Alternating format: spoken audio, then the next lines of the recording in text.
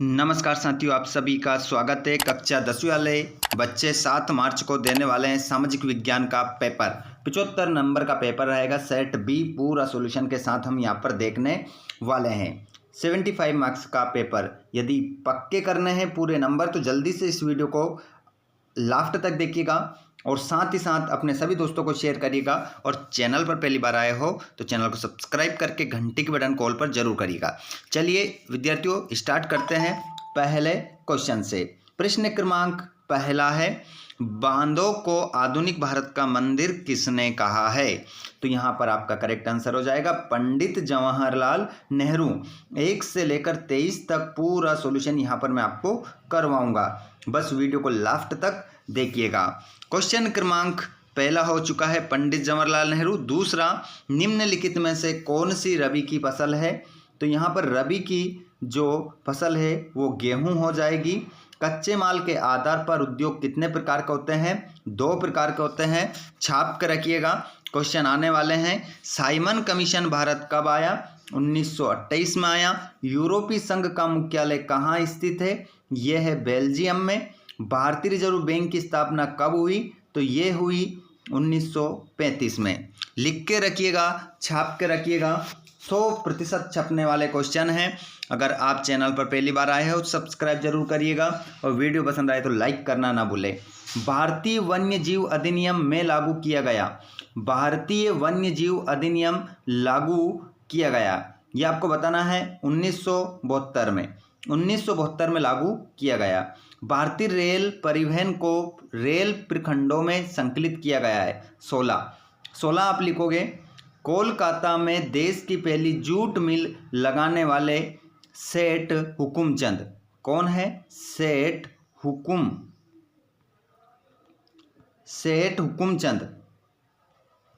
हुकुमचंद है। कोलकाता में देश की पहली जूट मिल लगाने वाले सेठ हुकुमचंद।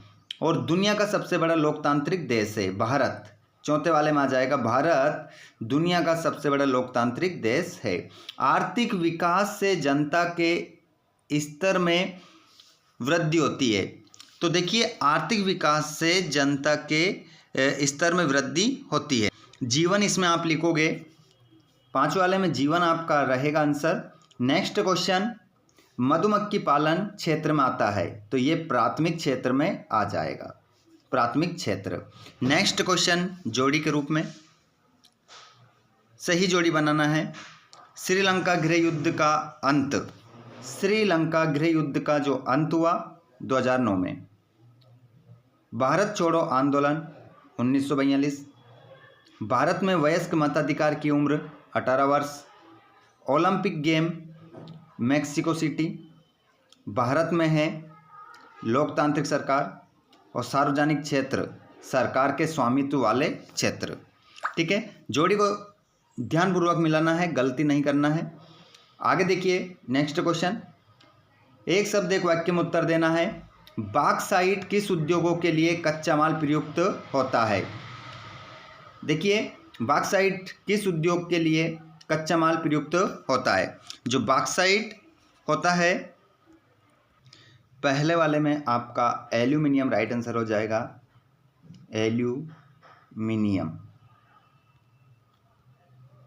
दूसरा वाला क्वेश्चन, राष्ट्रीय राजमार्गों का निर्माण व रखरखाव किस विभाग के अधिकार क्षेत्र में आता है? तो इसका राइट आंसर लगाओगे आप, केंद्रीय लोक निर्माण विभाग, राइट आंसर हो जाएगा।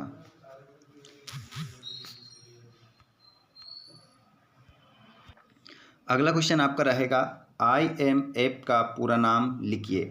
तो इसका पूरा नाम हो जाएगा अंतर्राष्ट्रीय मुद्रा कोष, है ना, अंतर्राष्ट्रीय मुद्रा कोष। औद्योगिक क्रांति सर्वप्रथम कहाँ प्रारंभ हुई? इसका राइट आंसर हो जाएगा इंग्लैंड। इंग्लैंड आपका करेक्ट आंसर होगा। वंदे मातरम गीत के रचयिता कौन है? इसका राइट आंसर लिखोगे बंकिम चंद्र चटर्जी। बहुराष्ट्रीय कंपनियों द्वारा किए गए निवेश को कहा जाता है? जो बहुराष्ट्रीय कंपनियां हैं वो जो निवेश करती है उसे कहा जाता है विदेशी निवेश इसे कहते हैं। लिखेंगे आप विदेशी निवेश, यहीं पे लिखा है। नेक्स्ट क्वेश्चन सत्यापत्य। पूरा सॉल्यूशन करवाऊंगा 6 से लेकर 23 तक भी मैं आपको क्वेश्चन के उत्तर बताने वाला हूँ। देखिए, कांडला बंदरगाह एक ज्वारी पत्तन है, सत्य हो जाएगा। बिना किसी पारिश्रमिक के काम करवाना कहलाता है। देखिए, बिना किसी पारिश्रम के काम करवाना कहलाता है। ठीक है, तो ये क्वेश्चन आपका गलत है, यहाँ पर क्वेश्चन नहीं आना था। बिना किसी पारिश्रमिक के करवाना चाहिए, ऐसा है कि बिना किसी पारिश्रमिक के काम करवाना क्या कहलाता है, ये क्वेश्चन का था। इसको हटाइए, ठीक है, इसको हटा देते हैं। रेंडरपेक्ट नामक पशु रोग अमेरिका में फैला था, असत्य हो जाएगा। सन 1804 की नागरिक संहिता को आमतौर पर हिटलर की संहिता के नाम से जाना जाता है, ये भी आपका सत्य हो जाएगा। लोकतंत्र की सफलता में अशिक्षा बाधक नहीं है, असत्य। प्रति व्यक्ति आय की गणना सभी देशों के लिए डॉलर में की जाती है, ये भी आपका सत्य हो जाएगा। अब देखिएगा यहाँ पर एक बार इन क्वेश्चनों को आप देख। तो कितने स्तनधारी लुप्त हो रहे हैं? 20% स्तनधारी। देखिए, बहुत सारे क्वेश्चन मैं आपको ट्रिक से बताऊंगा, बस मज़े से और दमदार तरीके से वीडियो को लास्ट तक देखते जाओ। और जो नए जुड़ते जा रहे हैं शेयर कर दो। जितने भी लाइव क्लास में हमारे नए गोलू मोलू जुड़ रहे हैं, शेयर कर दो अपने सभी भाई बहनों को, अपने व्हाट्सएप ग्रुप पर शेयर कर दो, अपने स्टेटस पर लिंक को डाल दो कि पास होना है तो बस इस वीडियो को देखो और पास हो जाओ। जी हाँ दोस्तों, तो 20% स्तनधारियों के लुप्त होने का क्या है? खतरा है। अगला क्वेश्चन, सरदार सरोवर बांध किस नदी पर है? तो सरदार तो भैया सरदार तो कहाँ नहाते हैं? नर्मदा नदी में नहाते हैं, क्योंकि वो कौन है? वो सरदार है। तो अगली ट्रिक है आपकी ये क्या कि सरदार कौन सी नदी में नहाते हैं? नर्मदा। तो जो सरदार सरोवर बांध है वो नर्मदा नदी पर है। अगला क्वेश्चन, भारत में कपास का सबसे बड़ा उत्पादक राज्य? भाई साहब, कपास की बात आती है तो कपास किसको कहते हैं? रुई को कहते हैं। और रुई का अगर आपको बिस्तर बनाना है तो उसके लिए कहाँ जाना पड़ेगा? महाराष्ट्र से रुई लानी पड़ेगी। अगला क्वेश्चन अब मत भूल जाना, रुई कहाँ मिलेगी? महाराष्ट्र में। कपास की क्या बनती है? रुई बनती है। रुई के लिए कहाँ जाना पड़ेगा? महाराष्ट्र। अगला क्वेश्चन, भारत का सबसे प्राचीन और प्रमुख उद्योग कौन सा है? तो भारत का सबसे प्राचीन और प्रमुख उद्योग कौन सा है? तो भाई साहब, हम क्या पहनते हैं? सबसे प्रमुख पूछा है उद्योग, तो सबसे महत्वपूर्ण तो भाई साहब हमारे शरीर के लिए क्या होता है? कपड़ा होता है। क्या होता है? कपड़ा। वो भी कौन सा? सूती वाला। कौन सा वाला? सूती वाला। ठीक है, क्योंकि सूती नहीं होगी तो जो हमारे रेशमी कपड़े उनमें हमें क्या लगती है? ठंड लगती है। और सूती कपड़े क्या देते हैं? गर्मी देते हैं। तो सबसे प्राचीन और प्रमुख उद्योग कौन सा है? सूती वस्त्र उद्योग। अगला क्वेश्चन, भिलाई इस्पात संयंत्र कहाँ है? तो भिलाई इस्पात संयंत्र कहाँ है? तो भील आई कहाँ से आई? छत्तीसगढ़ से। कहाँ से आई? छत्तीसगढ़ से। तो जैसे ही भिलाई का नाम आए तो वो कहाँ से आई? छत्तीसगढ़ से। ठीक है, इस प्रकार से आप याद रख लेना, कोई भी बच्चा बुरा ना माने। ठीक है, मैं आप लोगों को याद करवाने के लिए सब कुछ बोल रहा हूँ ताकि आपको याद हो जाए। अगला क्वेश्चन आपका, भारत में रेलवे जोन की कुल संख्या कितनी है? तो भारत में रेलवे जोन की कुल संख्या कितनी है? तो भारत में रेलवे जोन की कुल संख्या कितनी है? 18 है। तो आपको ऐसे याद रखना है, भारत में कितने जोन, कितने डोन? भारत में कितने डोन? 18 डोन। कितने डोन? 18। ठीक, इस प्रकार से याद रखना है। और 18 ऑप्शन में नहीं हो तो कितने लगाएंगे? 16। कितने लगाएंगे? 16। ठीक है, अगला क्वेश्चन देखेंगे,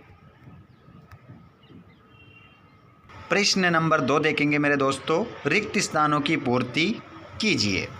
अब देखिए यहाँ पर आप टेंशन न करना बिल्कुल भी। ठीक है, जितने वीडियो में आपके लिए सोशल साइंस मतलब सामाजिक विज्ञान, हिंदी, संस्कृत, इंग्लिश, गणित, जितने भी वीडियो विज्ञान जितने वीडियो मैं लेकर आ रहा हूँ इन्हीं वीडियो को देखिए, मैं गारंटी से कह रहा हूँ सफलता आपके कदम चूमेगी साथियों।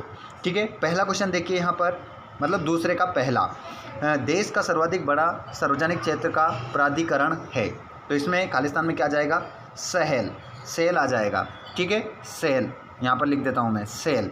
ठीक है, अगला क्वेश्चन, सीमा सड़क संगठन में बनाया गया। तो देखिए सीमा सड़क संगठन किस लिए बनाया गया, तो ये बनाया गया, कब बनाया गया, 1960 में बनाया गया। कब बनाया गया, 1960 में बनाया गया। बहुत ही ज़बरदस्त क्वेश्चन है, यही क्वेश्चन हर बार आते हैं और यही क्वेश्चन आपको पेपर में देखने को मिलने वाले हैं। फ्रांसीसी का कलाकार फ्रेडरिक सारियू ने चित्रों की श्रृंखला बनाई। कितने चित्रों की श्रृंखला बनाई थी, 4 चित्रों की। कितने चित्रों की, 4 चित्रों की बनाई थी।